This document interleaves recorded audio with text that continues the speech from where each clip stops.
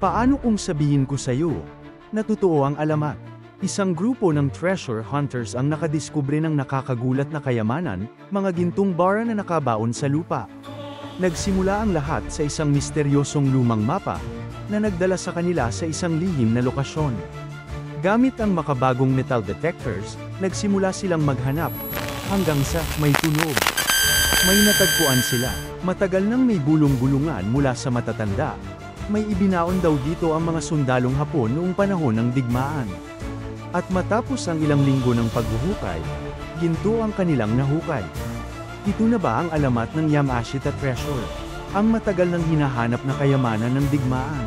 Ano sa tingin mo? Marami pa kayang nakatago sa ilalim ng lupa, naghihintay lamang na matuklasan. Isang bagay lang ang sigurado, maraming lihim ang kasaysayan, at ito ang isa sa pinakamalalaking misteryo.